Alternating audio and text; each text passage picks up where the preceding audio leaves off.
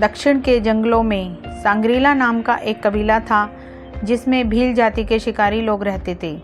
इस कबीले का सरदार नाग नाम का भील था, जो अपने नाम के अनुसार खुंखार और शक्तिशाली था। धनुर्विद्या में प्रवीण नाग अपने बाणों पर विष लगाकर रखता था। अपने शत्रु की हत्या करने में उसे देर नहीं लगती थी। नाग की पत्नी का नाम तता था। तता भी एक विशालकाय डरावनी औरत थी, जिसके गले में सिंह के दांतों की माला पड़ी रहती थी। दोनों पति पत्नी आसपास के जंगलों के कबीलों में खतरनाक माने जाते थे। बहुत दिनों की प्रतीक्षा के बाद तता ने एक पुत्र को जन्म दिया, जिसका नाम तीक्ष्ण रखा गया। नवजात शिशु जन्म के समय 8 किलो वजन का था, इसलिए उसका यही नाम उचित था। तीक्ष्ण को वहाँ की भाषा में कहा जाता है भारी। तीक्ष्ण का पालन पोषण होता रहा और वह 16 वर्ष की आयु तक तो पर्वतकाय शरीर का स्वामी हो गया। अस्त्र शस्त्र चलाने में वह पिता से भी कई कदम आगे था।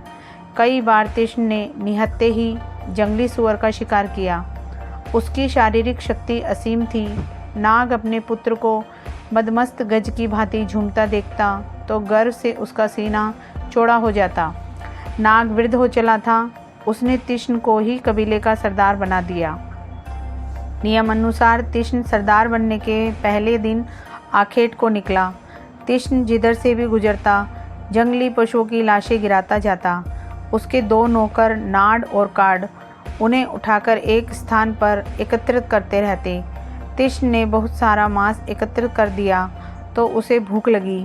भूख मिटाने को मांस तो बहुत था, परंतु पानी नहीं था। तभी उसके दोनों अनुचर वहां आ गए।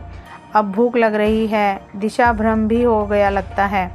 क्या कहीं पानी मिल सकता है? चलकर भूख शांत की जाए, तीक्ष्ण ने कहा। हाँ, वह विशाल शाल का पेड़ देख रहे हो? उसके बाद की पहाड़ी के पीछे स्वर्णा नदी बहती है। उसका पानी बहुत शीतल भी है, नाड ने बताया। वह पहाड़ी भी बहुत रमणीक है। उस पर एक मंदिर है जिसमें भगवान जटाजूटधारी की मूर्ति है। आप उनकी पूजा कर सकते हैं। काड भी बोला। ये भगवान क्या होता है? तीक्ष्ण ने पूछा। काड वृद्धावस्था की तरफ अग्रसर था। सुदूर जंगलों में आखेट के लिए भ्रमण कर चुका था और कई साधु सन्यासियों की संगत में रह चुका था। उसे थोड़ा बहुत ज्ञान था। ये पेड़ पौधे, जीव जंतु, चर अचर जिसने बनाए हैं वह भगवान है। काड ने अपनी ज्ञान सामर्थ्य के अनुसार बताया। यह हवा कहाँ से आती है, जल कहाँ से आता है, सब भगवान की कृपा है। तीक्ष्ण का किशोर मन उस नई जानकारी पर उत्सुक उठा। उसने काड से भगवान के बारे में और भी पूछा। यह भगवान कहाँ रहता है? मैं ऐसे व्यक्ति से मिलना चाहता हूँ। वह तो कण कण में व्याप्त हैं, इन फूल पत्तियों में भी हैं, परंतु उससे मिलने के लिए उसकी भक्ति करनी पड़ती है, पूजा करनी पड़ती है। मैं करूँगा, तीक्ष्ण दृढ़ स्वर में बोला। मैं ऐसे व्यक्ति से मिलने के लिए कुछ भी कर सकता हूँ, जो बिना कुछ लिए इतना सब कुछ देता है। तब तुम मंदिर में चलकर पूजा करो। तीक्ष्ण के मन में प्रभु मिलन का बीज अंकुरित हो गया। उसके हृदय में भगवान की कृतज्ञता के लिए स्वाभाविक प्रेम उमड़ आया था। तीनों पहाड़ी पर चढ़ने लगे। जो तीक्ष्ण पहाड़ी पर चढ़ रहा था, उसकी भूख प्यास लुप्त हो रही थी। अंतर्मन में एक अवर्णनीय उत्सुकता आनंद भर रही थी। वे पहाड़ी के शिखर पर पहुंचकर मंदिर के सामने पहुंचे। महादेव की मूर्ति देखते ही तीक्ष्ण अपनी सुध बुध भूल गया और भावविह्वल होकर मूर्ति को अपने आलिंगन में बांधकर रोने लगा। हे संसार को जलवायु और प्राण देने वाले, वह भावविभोर होकर बोला। तुम इतने महान होकर भी इस जंगल में अकेले रहते हो। मूर्ति के सिर पर कुछ पुष्प रखे थे। तीक्ष्ण ने उन्हें उठाकर फेंक दिया। ये किसकी दृष्टता है? मेरे स्वामी के सिर पर ये फूल किसने रखे? मैं अक्सर एक व्यक्ति को देखता हूँ, नाड बोला। वह प्रातःकाल आता है और इनके सिर पर शीतल जल डालकर फूल पत्तियाँ रखकर लंबा लेट जाता है, साथ ही कुछ बड़बड़ाता रहता है। जरूर वह कोई अघोरी है जो मेरे स्वामी को निमित्त बनाकर किसी स्वार्थ सिद्धि में लगा रहता है। तीक्ष्ण बोला। इन्हें भोजन भी नहीं कराता होगा। मैं प्रतिदिन इन्हें ताज़ा मांस का भोजन कराऊंगा। वह भोजन लेने चल पड़ा, परंतु मंदिर से जाने को उसका मन नहीं करता था। वह बार बार लौटता और मूर्ति से लिपट जाता। भगवान तो जाने का नहीं करता, परंतु तुम्हें भूख लग रही है इसलिए जाता हूँ। तीक्ष्ण वहाँ से निकलकर पहाड़ी से नीचे उतर गया। नाड़ तो हतबुद्धि रह गया, जबकि कार्ड तीक्ष्ण की अवस्था समझ रहा था। हमारा सर्वनाश हो गया, नाड़ बोला। स्वामी पागल हो गए, सब तुम्हारे कारण हुआ है। अब बड़े स्वामी तुझे भूनकर खा जाएंगे। कार्ड ने कुछ ना कहा, वह उस निर्बुद्धि को क्या समझाता। तीक्ष्ण वापस लौटा तो उसके दोनों हाथों में मांस था। उसने आते ही मांस भुना और उसे कई पत्तों पर रखा, फिर प्रत्येक पत्ते का मांस चखा कि कहीं कच्चा तो नहीं रह गया। तत्पश्चात संतुष्ट होकर भगवान को समर्पित किया। यह तो बिल्कुल ही पगला गया है, इतना सुगंधित मांस पत्थर को भेंट कर रहा है। हमारी भूख का इसे ख्याल ही नहीं। नाड़ अप्रसन्न होकर बोला। तीक्ष्ण मूर्ति के सामने बैठा भोजन करने का आग्रह कर रहा था।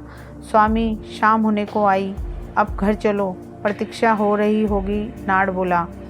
मैं नहीं जा सकता, रात्रि का समय जंगली जीवों के घूमने का है। मैं भगवान को अकेला नहीं छोड़ सकता, तुम जाओ।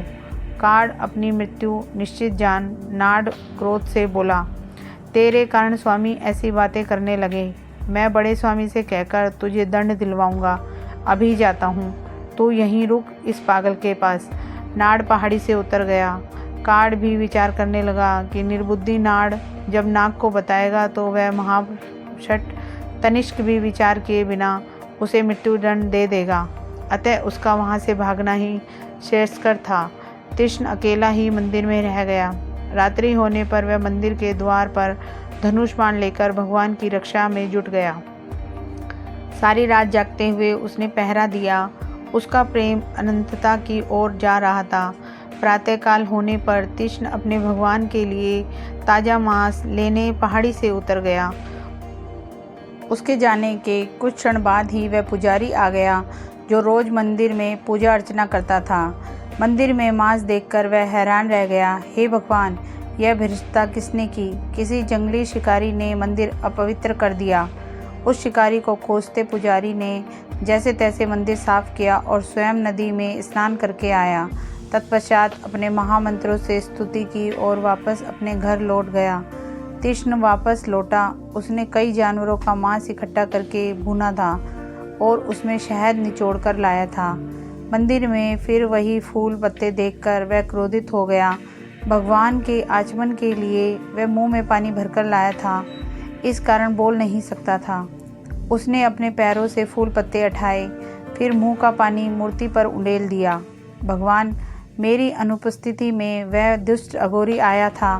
किसी दिन मुझे मिला तो दंडित करूँगा। उसे लीजिए, आप भोजन कीजिए। आज मैं ताज़ा मांस में शहद भी निचोड़ कर लाया हूँ, तीक्ष्ण बोला। इस तरह 5 दिन तक तीक्ष्ण अपने भगवान के भोजन में दिन और रक्षक बनकर रात गुजारता रहा। उसे स्वयं तो खाने पीने की सुध नहीं थी। तीक्ष्ण के माता पिता उसे अयत्र ढूंढने निकले गए, क्योंकि जब वह वहाँ मंदिर पर आए तो वहाँ कोई ना मिला। तब नाडू ने कहा कि अवश्य वह कार्ड उसे बहकाकर कहीं ले गया होगा। उधर पुजारी महोदय रोज मंदिर में ऐसा हाल देखते तो उस भ्रष्टता पर विलाप करते, मंदिर साफ करते, पूजा करते और लौट जाते। ये भगवान की ही लीला थी कि कभी पुजारी और तीक्ष्ण का सामना नहीं हुआ था। संभवतः तीक्ष्ण की उग्र प्रवृत्ति से पुजारी का कोई अहित हो जाता। जब पुजारी उस भ्रष्टाचार पर तीक्ष्ण को गालियाँ देने लगा तो एक रात सपने में उसे देवादिदेव महादेव ने दर्शन दिए। हे मेरे भक्त, तुम जिसे अपशब्द कह रहे हो उसे नहीं जानते। वह मेरा परम भक्त है। अपनी सामर्थ्य के अनुसार वह मुझे प्रसन्न करने की कोशिश करता है। उसके प्रेम में कहीं भी कोई इच्छा नहीं है। मुझे वह बहुत प्रिय है।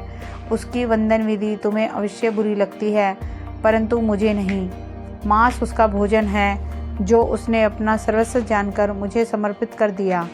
जब वह मुझे अपनी भाषा में भोजन का आग्रह करता है तो मुझे उसका आग्रह तुम्हारे जाप और वेद मंत्रों से भी श्रेष्ठ लगता है।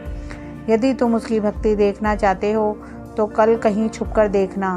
पुजारी जी हड़बड़ाकर जागे। कहीं कुछ नहीं था, परंतु स्वयं प्रभु का आदेश हुआ तो वो प्रातःकाल ही मंदिर के समीप छुपकर तीक्ष्ण के कृत्य को देखने लगे। तीक्ष्ण उस समय भगवान के लिए भोजन लेने गया था। वह वापस लौट रहा था तो रास्ते में उसे ठोकर लगी और मांस पृथ्वी पर गिर गया। यह अपशकुन है, कहीं मेरे भगवान को तो कुछ नहीं हुआ, तीक्ष्ण ने सोचा और दौड़ता हुआ पहाड़ी चढ़ने लगा। पुजारी उस विशालकाय आकृति को देखकर सहम गए। तीक्ष्ण मंदिर में पहुंचा तो उसने मूर्ति की बाईं आंख से रक्त टपकता देखा। भोजन उसके हाथ से छूट गया। हाय, मेरे भगवान को क्या हुआ? किस पापी ने मेरे स्वामी को घायल किया है?